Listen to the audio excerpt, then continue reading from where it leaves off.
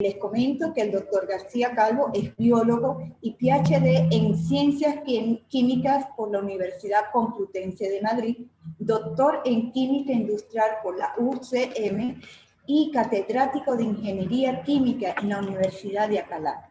Ha coordinado el proyecto Consolidated Tragua con la participación de 200 investigadores de 24 grupos de investigación de toda España, y reconocido en el año 2012 por la Dirección General de Investigación Científica y Técnica como uno de los 5 proyectos representativos de la calidad de la ciencia española. También coordinó el Centro Nacional de Referencia de Compuestos Orgánicos Persistentes. El doctor Alcalá ha escrito, García Calvo, ha escrito más de 100 artículos científicos indexados, 12 capítulos de libro y 13 tesis doctorales dirigidas. Ha obtenido varios premios de investigación, 2 de ellos por el proyecto Consolidated Tragua, Consejo Social de la UH en el 2007, y el premio International Water Association en la categoría de Sostenibilidad, Realización Práctica de Montreal 2010. Ha formado parte del panel de evaluación del Programa de Medio Ambiente y Clima dentro del 3º y 4º Programa Marco de la Unión Europea, del panel de expertos en tecnología y transferencia tecnológica de la ONU. Además, fue vicerrector de investigación de la Universidad de Alcalá y coordinador del Programa de Tecnología para el Medio Ambiente de la Comunidad de Madrid. En el año 2015 tomó posesión como académico correspondiente de la Real Academia Nacional de Farmacia. Además, en la actualidad es el director del Instituto IMDA Agua en Madrid, organismo que agrupa 7 institutos de investigación científica de la Comunidad de Madrid. Es todo suyo para que ponga, doctor. Muchísimas gracias, Zoila, por la presentación. Bueno, en primer lugar quiero agradecer a Ricardo Aquino y a ti que habéis organizado esto. Bueno, que estéis contando conmigo para participar en este seminario, que estoy seguro que va a ser bastante interesante, ¿no?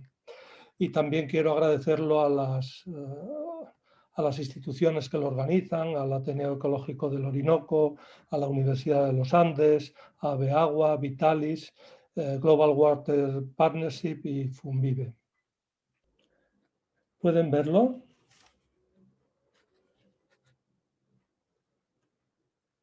¿Sí lo ven? Está perfecto. Ah, perfecto. Decía que quería una aclaración sobre el título, porque el título original que me propusiste, Ricardo, fue la investigación y el valor estratégico del agua, y después en el programa aparece la importancia de la investigación para determinar el valor estratégico del agua. Yo me siento más cómodo con este título que aparece de la investigación y el valor estratégico del agua. Al fin y al cabo, los recursos hídricos son necesarios para la vida, también para la vida humana, y si a ellos le añadimos la importancia de la aplicación de otros sectores, el agua pues es realmente un recurso estratégico fundamental, un recurso estratégico clave. Hay quien dice, por ejemplo, que el futuro de las guerras se librará por el agua, pero también es cierto que hasta el momento, afortunadamente, el agua ha generado más acuerdos entre países que guerras.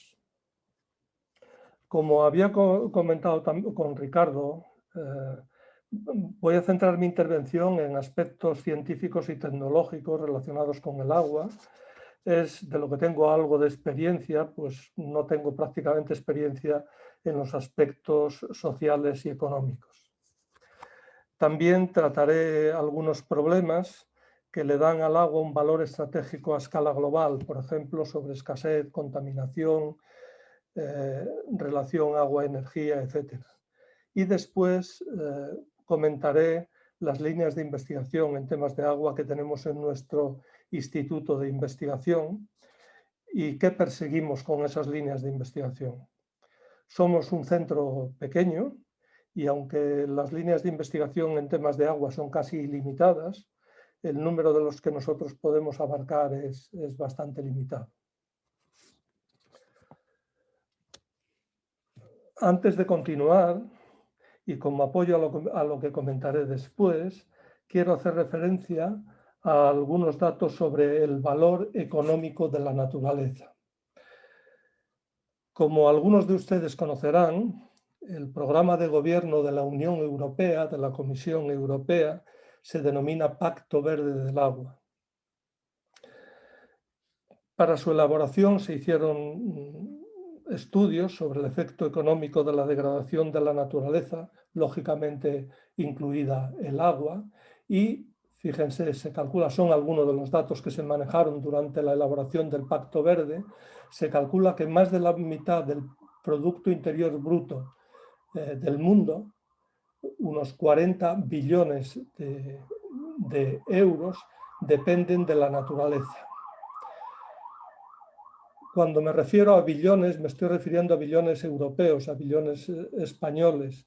O sea, sería 40 por 10 elevado a 12 euros o 40 millones de millones, no los billones americanos de Estados Unidos fundamentalmente. Ejemplos, otros ejemplos, pues fíjense, sectores tan distintos como la construcción, la agricultura y la alimentación, tienen una gran dependencia de la naturaleza y entre los tres generan 7 billones de euros al año.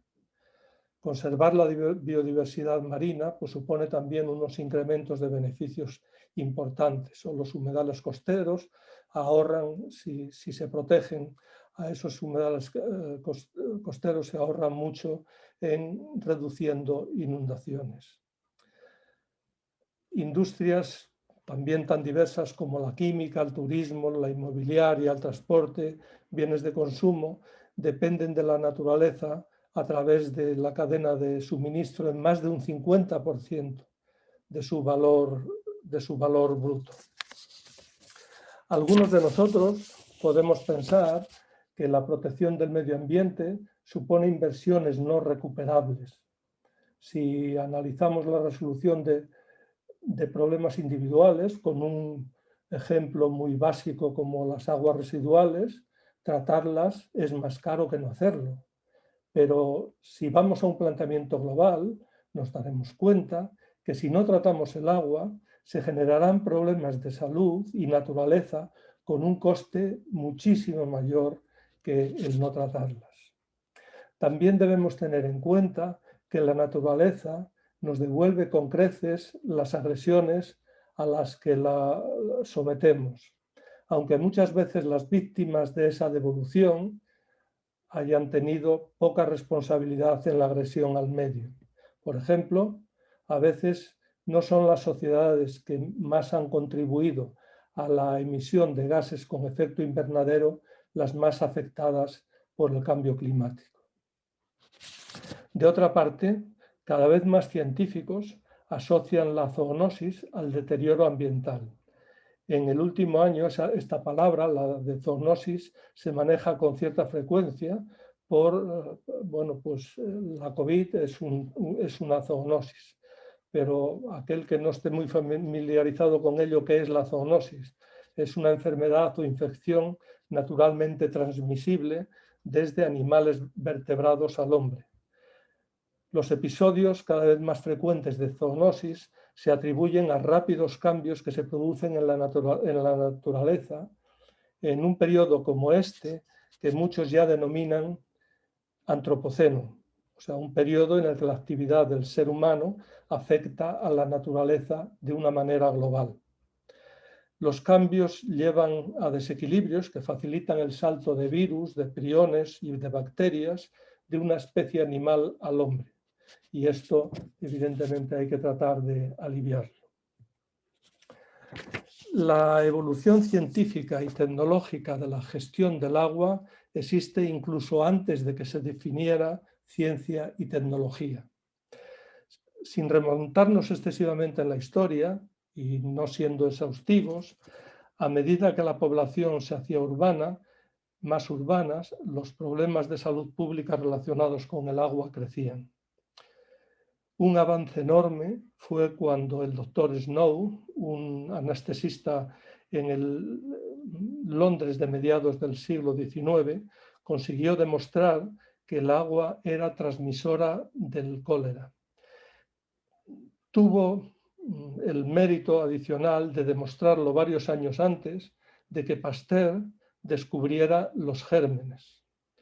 Snow, se puede decir es el primer epidemiólogo, una especialidad tan apreciada, entiendo yo, en este momento.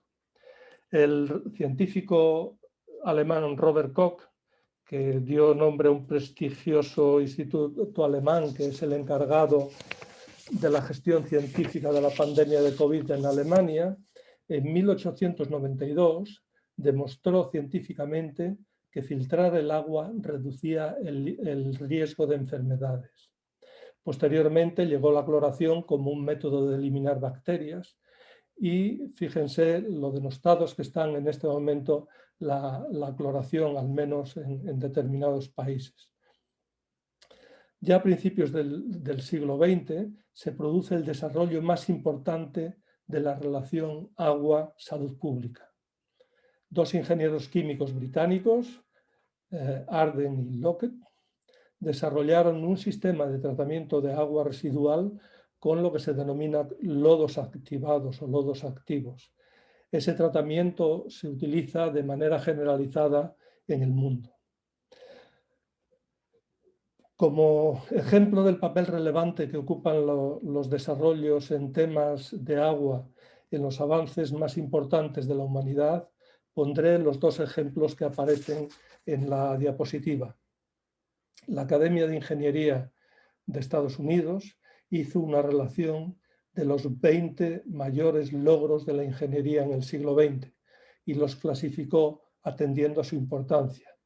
Para la Academia, el cuarto lugar, un lugar muy destacado, se encuentra el suministro y distribución de agua potable. Otra referencia, la que aparece más abajo, en 2007, la British Medical Journal, una de las revistas médicas más reconocidas y longevas, hizo una encuesta entre sus lectores. Les pedía que eligieran el hito de salud pública que consideraban más relevante desde el año en que se empezó a publicar el journal, que fue en el año 1840. El más votado fue lo que se viene a denominar la revolución en saneamiento, o sea, la gestión y tratamiento de aguas residuales. Obtuvo el 15,8% de los votos, seguido del descubrimiento de los antibióticos con el 15%, el desarrollo de la anestesia con el 14% y las vacunas con un 12%. Entiendo yo que si la encuesta se hubiera realizado hoy, las vacunas ocuparían, sin lugar a duda, un puesto más destacado. Si pasamos a ver el balance en el ciclo natural del agua, o sea, agua que se evapora a la atmósfera desde los océanos o desde la Tierra, y agua que regresa a la Tierra, bueno, el ciclo es estacionario, por decirlo de alguna manera, y las precipitaciones globales anuales son 110.000 kilómetros cúbicos, de las cuales el agua verde, que ahora definiremos, sería 70.000 kilómetros cúbicos, cantidades enormes, y el agua azul sería 40.000 kilómetros cúbicos. ¿Qué es eso del agua verde y el agua azul? El agua azul es aquella que el ser humano es capaz de manipular, pues embalsándola, transportándola, utilizando bombas para ese transporte, etc.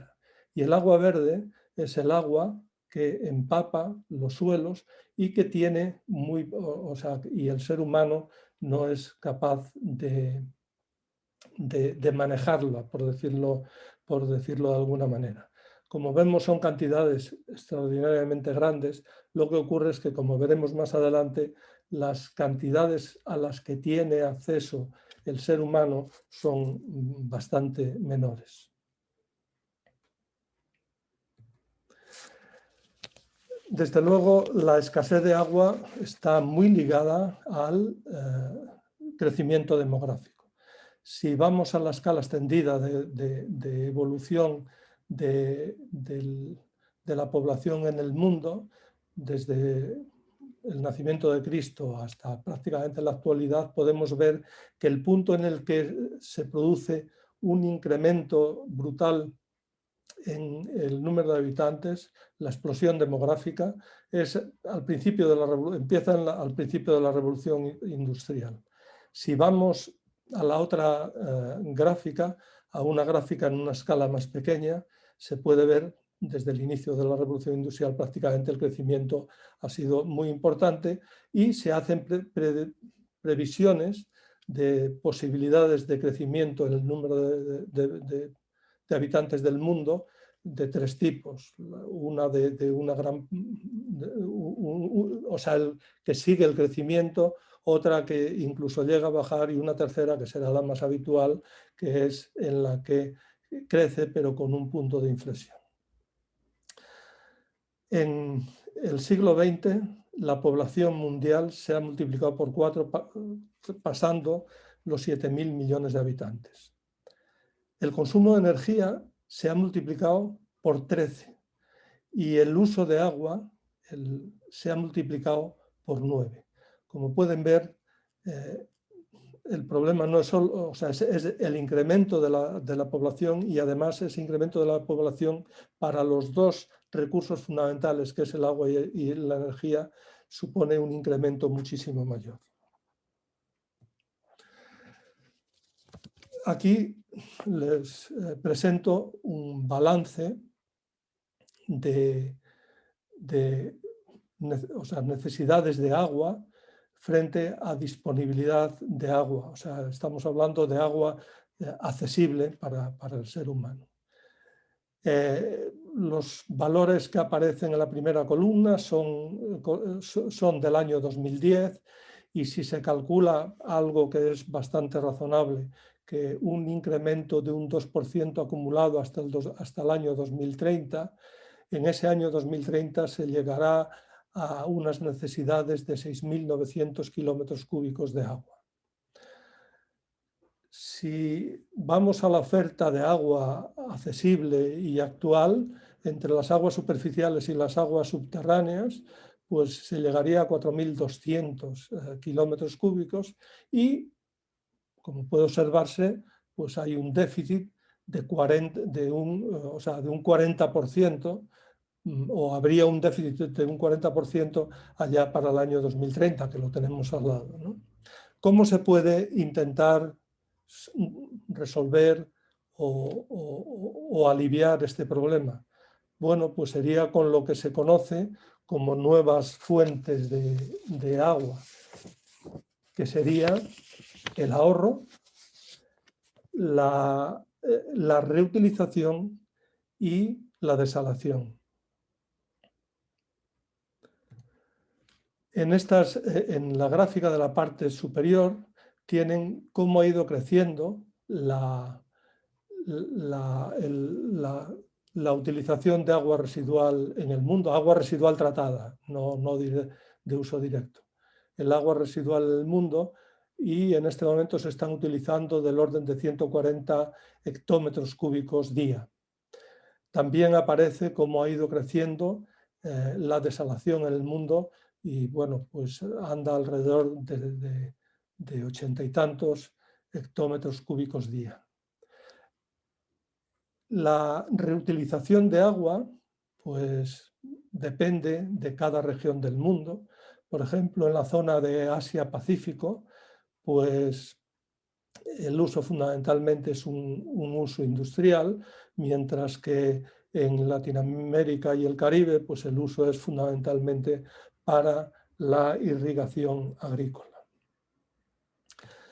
Agua y energía, como creo que hemos comentado, son los dos recursos fundamentales para la vida en el mundo y están íntimamente relacionados y tienen problemas comunes.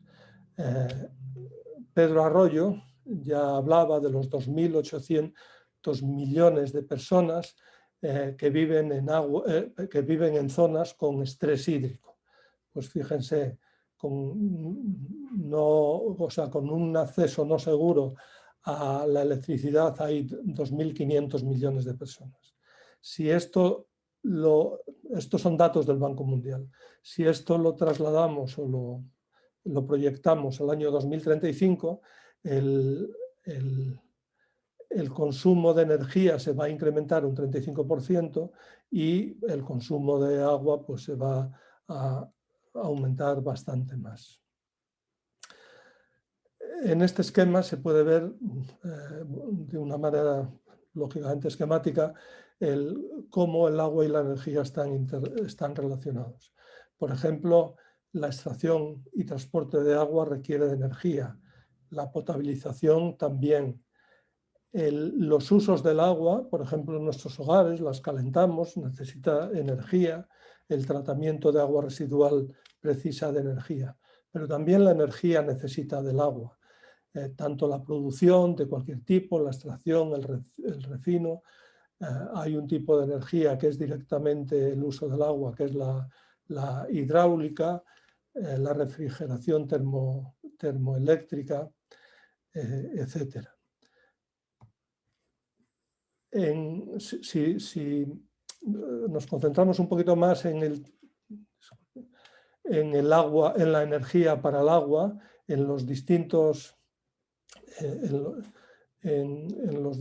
tramos de este ciclo del agua urbana, tendríamos, por ejemplo, la captación y transporte. El consumo de energía estaría entre 0,1 y 3,7 kilovatios hora metro cúbico.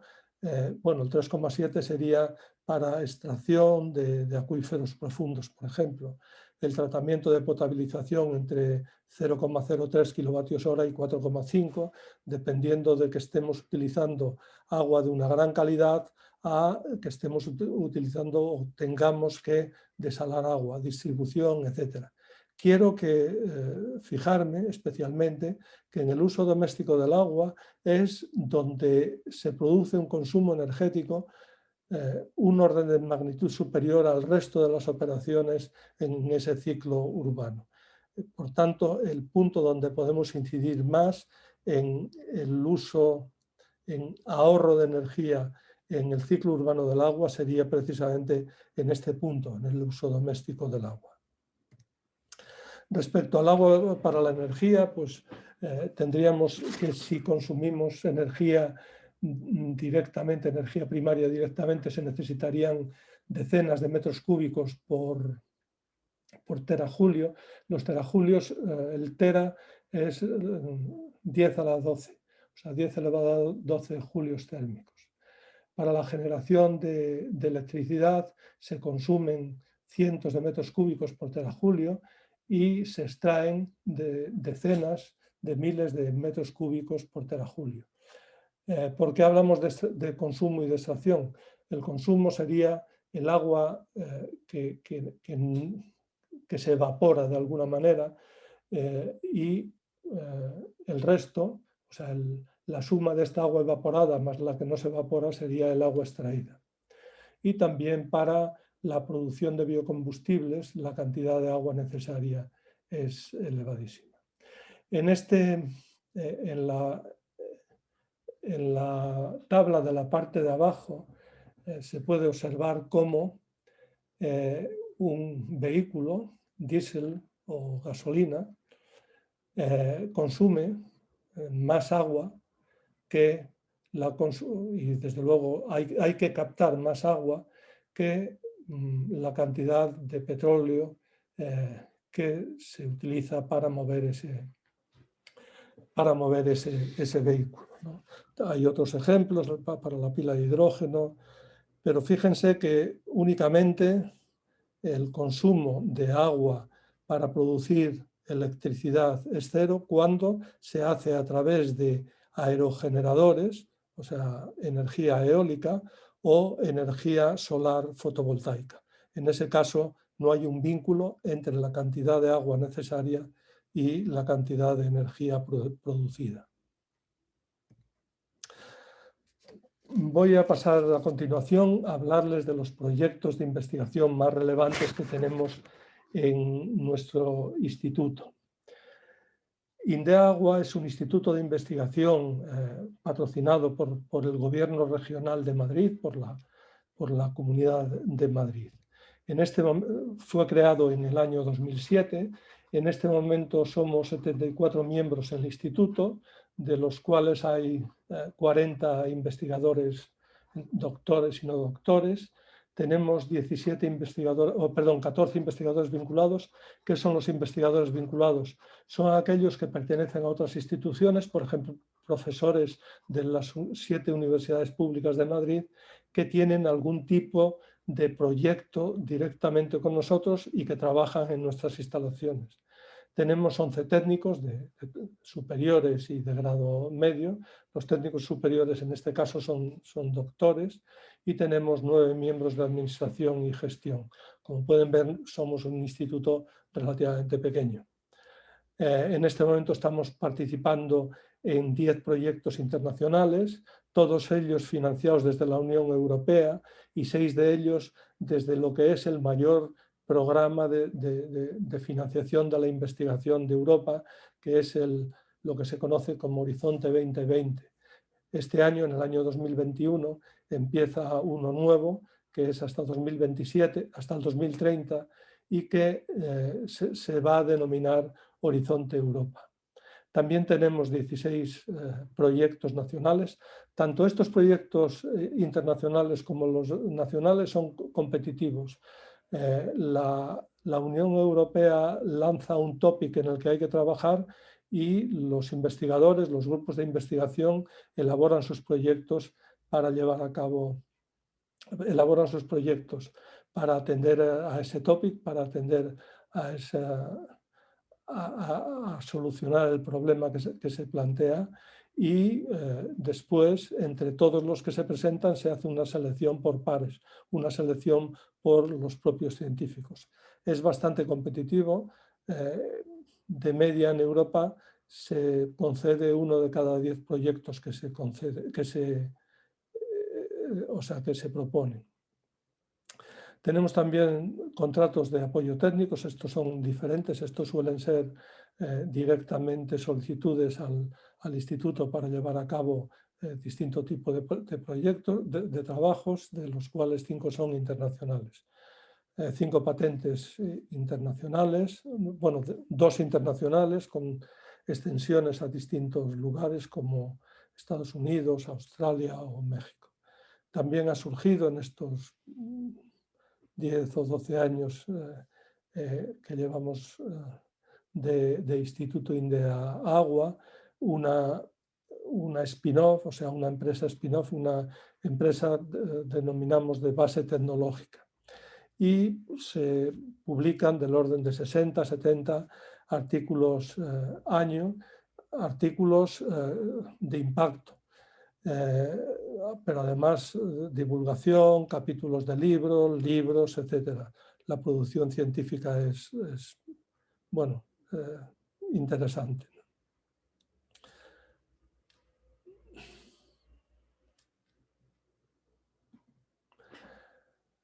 Aquí muy brevemente les muestro el instituto desde ángulos diferentes.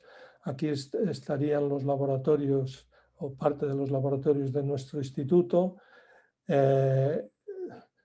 También tenemos plantas piloto y tenemos instalaciones en el exterior, por ejemplo, para estudios de ecotoxicología. Esto es lo que se conoce el mesocosmos. Cuando hablemos de ecotoxicología les voy a hablar un poquito más de ese tema. Y aquí se puede ver, más adelante también lo veremos, lo que hacemos es tratar las propias aguas residuales que se generan en el instituto con nuestras propias tecnologías. Entrando ya a describir las actividades concretas de investigación, desarrollo e innovación, empezaré por lo que podríamos denominar la joya de la corona. Es el desarrollo de tecnologías electroquímicas microbianas en el tratamiento de aguas residuales. De esta tecnología, la Unión Europea en 2019 la consideró literalmente entre las 10 tecnologías innovadoras para garantizar la seguridad hídrica en Europa. Ha tenido también otro tipo de premios. En esencia, la tecnología lo que hace es utilizar las propiedades eléctricas de algunos microorganismos para tratar el agua residual. Los tratamientos biológicos convencionales, que son los más extendidos, como ya hemos comentado en algún momento, si son aerobios, tienen un consumo de energía muy alta para poner en contacto el oxígeno, que es el aceptor de electrones, con los microorganismos.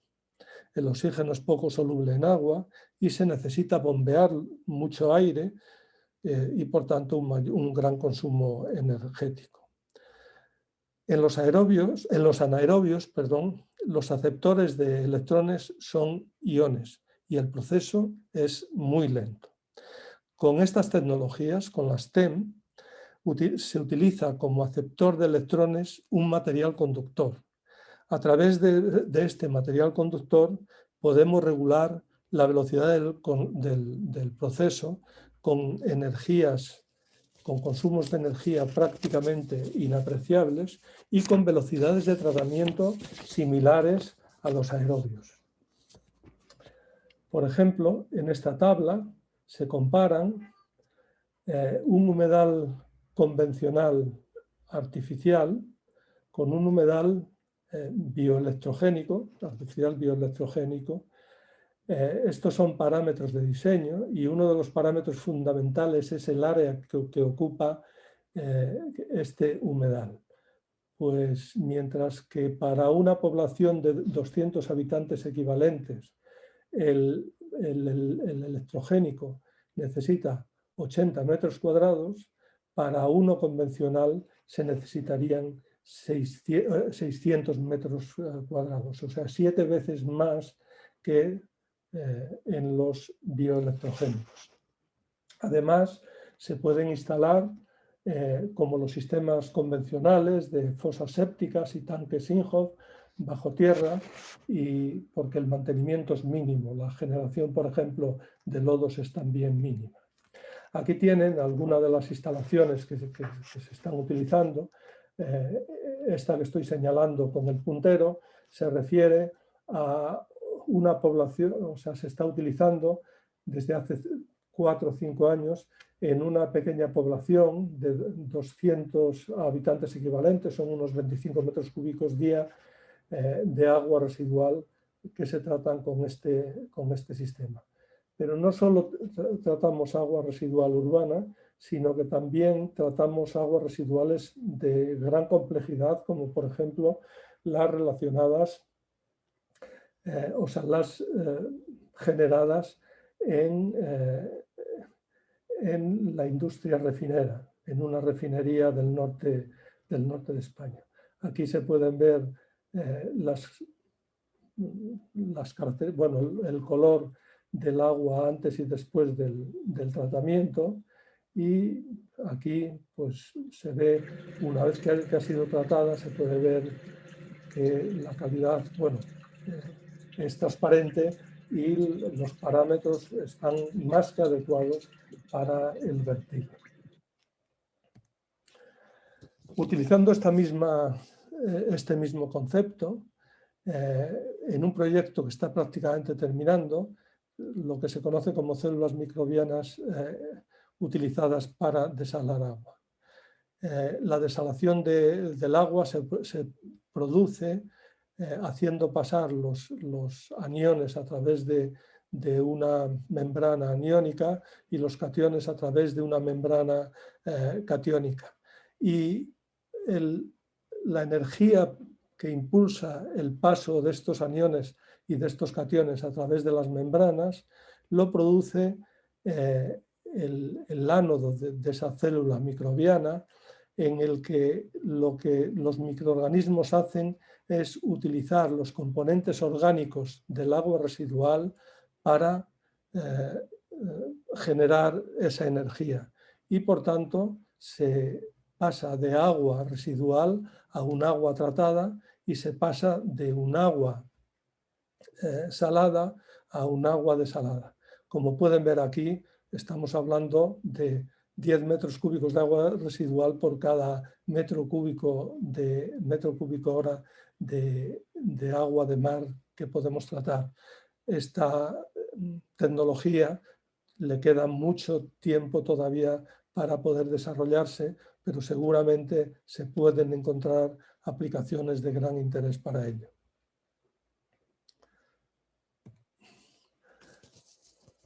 El otro grupo de investigación sería el grupo de ecotoxicología, que trabaja en las 4 líneas que aquí aparecen. El monitoreo de la calidad ambiental, la evaluación del riesgo de contaminantes, el destino ambiental y efectos de micro y nanoplásticos o los factores de estrés múltiple.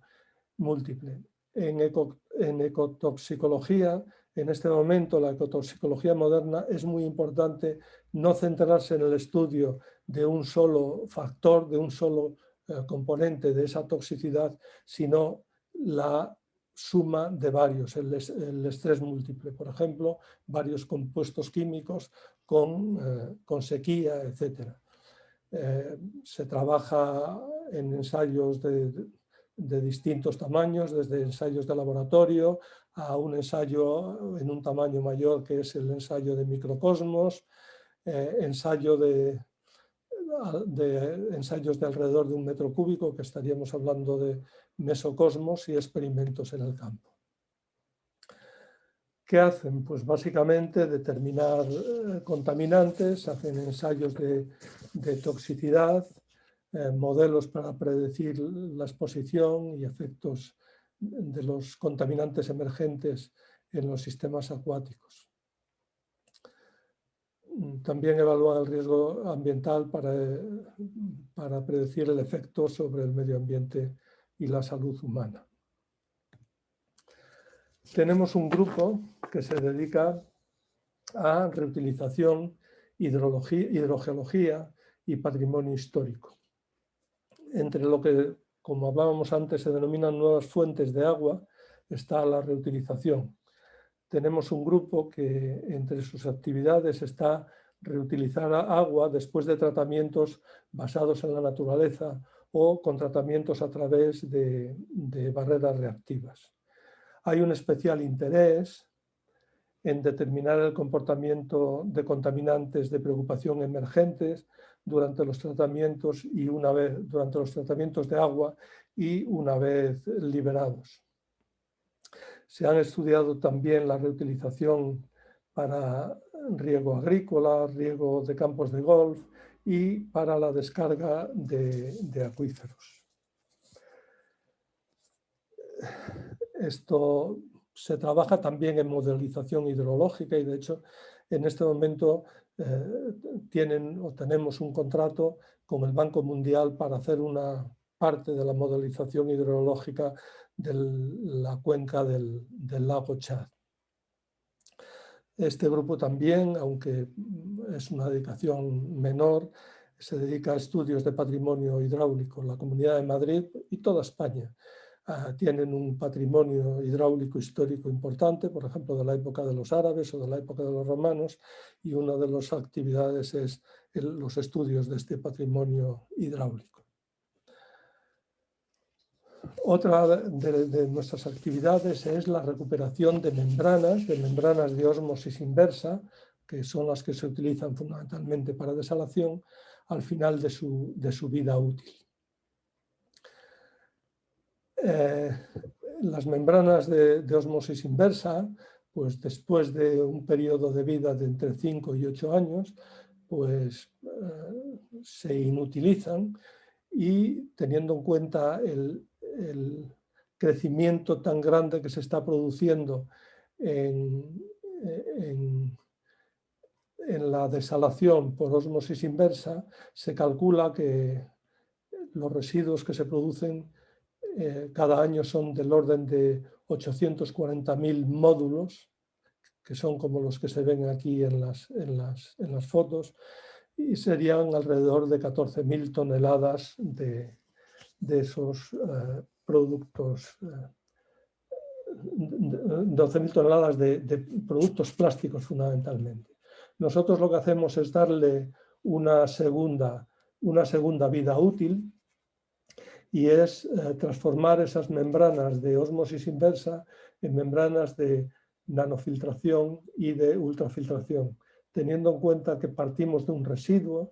El precio final que se podría asignar a estas membranas de ultra y nanofiltración pues sería pequeño y podría tener competitividad en el mercado de las membranas. Otro grupo trabaja en contaminación microbiológica y cianobacterias. Se trabaja específicamente en la búsqueda de métodos de análisis de contaminantes microbiológicos en agua. Por ejemplo, detección rápida de microorganismos como Cryptosporidium o Campylobacter, e incluso material genético de SARS-CoV-2 tan de moda en este momento. Y también en el estudio y detección de genes y microorganismos resistentes a antibióticos. Creemos que una vez que se pueda doblegar la actual pandemia, quizás el problema más importante de salud pública relacionado con infecciones será el de los microorganismos y genes resistentes a antibióticos. La SEDAR, las estaciones depuradoras de aguas residuales, juegan ya en este momento un papel fundamental en la evolución de estos microorganismos resistentes a los antibióticos. En la parte de cianobacterias y sus toxinas es un problema creciente en el mundo porque se utilizan cada vez mayor número de fertilizantes. Uno de los objetivos que tenemos es la detección temprana utilizando distintas técnicas de los blooms, o sea, las apariciones bruscas de estas cianobacterias. También hemos patentado una bacteria que es capaz de degradar con rapidez determinado tipo de microcistinas. Las microcistinas son productos de estas cianobacterias que a veces son extraordinariamente tóxicos. También tenemos un grupo que trabaja en análisis económico e institucional. Básicamente su trabajo es de apoyo en temas de gobernanza del agua. Tienen una gran actividad con el Banco Mundial, con el Parlamento Europeo, con distintas instituciones españolas y europeas.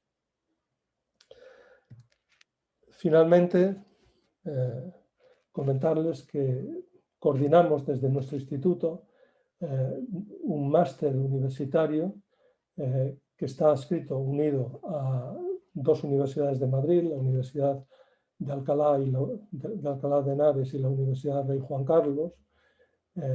Este máster tenía una gran demanda de Latinoamérica y decidimos que al máster presencial con el que comenzamos unirle uno semipresencial, de manera que los alumnos que se matriculan en el semipresencial tienen la formación online y al final van profesores del máster a una ciudad latinoamericana, a aquella ciudad que el país tenga un mayor número de alumnos, y allí se hacen las prácticas y se hacen las evaluaciones finales. Les estoy presentando los datos del año 2000, o sea, de cómo comenzó el curso 2019-2020, porque este 2020-2021 pues es especial, y aunque hay un número de matriculados del semipresencial relativamente alto, el presencial pues es menos. Y con esto... tenemos también un doctorado de las mismas características en hidrología y gestión de recursos hídricos con las líneas de investigación que aquí aparecen. En este momento hay 29 tesis doctorales en ejecución y 35 tesis defendidas. Ya para terminar, en los años 60, el presidente Kennedy decía aquello de que quien fuere capaz de resolver los problemas del agua será merecedor de 2 premios Nobel, uno por la paz y otro por la ciencia. Yo creo que va a ser difícil que alguien llegue a obtener estos 2 premios Nobel. Y finalmente, Yuri Gagarin, el primer astronauta que orbitó la Tierra desde el exterior, cuando la vio, la primera persona que vio esa imagen, pues se dice que gritó: la Tierra es azul, qué bonita. Bueno, tratemos de seguir manteniéndola azul y bonita. Y muchas gracias. Muchísimas gracias. Zoila. Estoy aquí. Ok. Muchísimas gracias, doctor. Extraordinaria ponencia. Una de las cosas que nos llamó a nosotros poderosamente la atención para invitarlo fue precisamente el tema de la reutilización del agua y ese concepto que usted hablaba sobre el tema de que el peor enemigo que se tiene para ese tema es precisamente la ignorancia. No sé si podría profundizar un poquito allí. Sí, o sea, desde el punto de vista tecnológico, podemos tener agua de las calidades que queramos, desde agua de cualquier tipo. A mí me parece curioso, en este momento, por ejemplo, vamos de agua potable, de tener agua para beber a partir del agua residual. Tiene la fama, en este momento, es Singapur.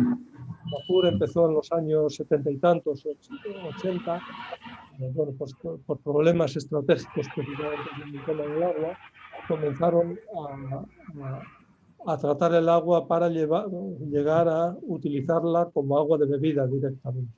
Y se lleva todos los honores Singapur. Sin embargo, Namibia, la capital de Namibia, Windhoek, que está en una meseta a 1000 metros sobre el nivel del mar y no hay ríos perennes cerca y tal, desde el año 68 y con las tecnologías que se tenían en aquel momento, o sea, que no tiene nada que ver con las que hay ahora, generaba a partir del agua residual agua potable que se bebía y en ningún momento se llegó a producir problemas de salud con esto, ¿no? No sé si estoy contestando a tu pregunta o me he desviado directamente de lo que pretendías comentar. Sí, y ahí interesante porque hay una pregunta que creo que está haciendo Rómulo.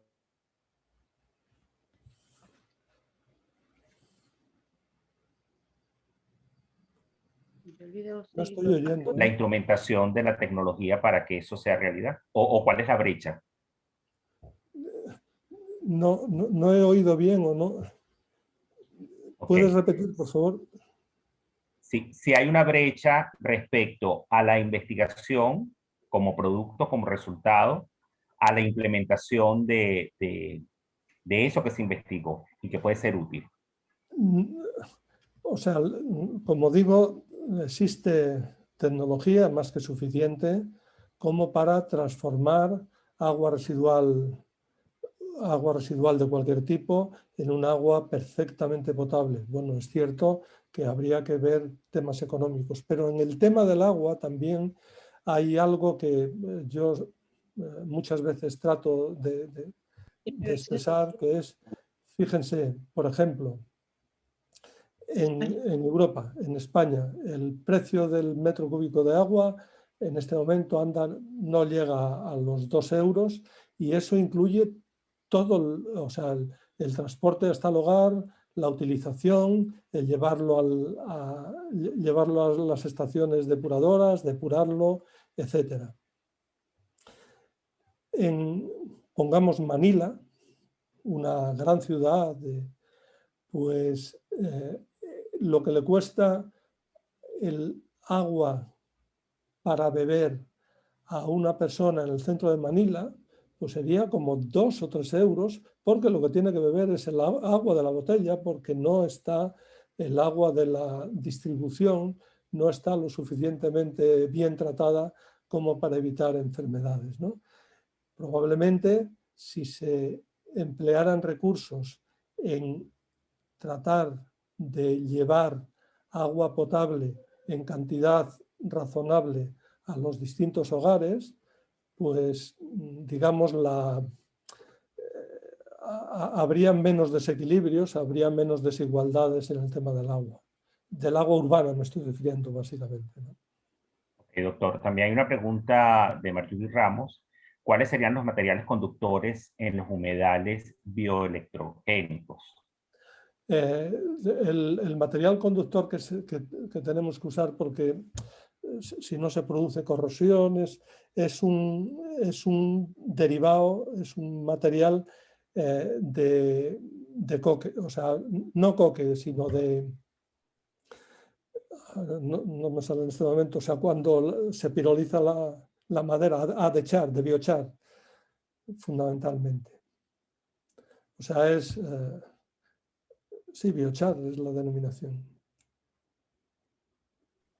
Bueno, doctor, muchísimas gracias por su participación.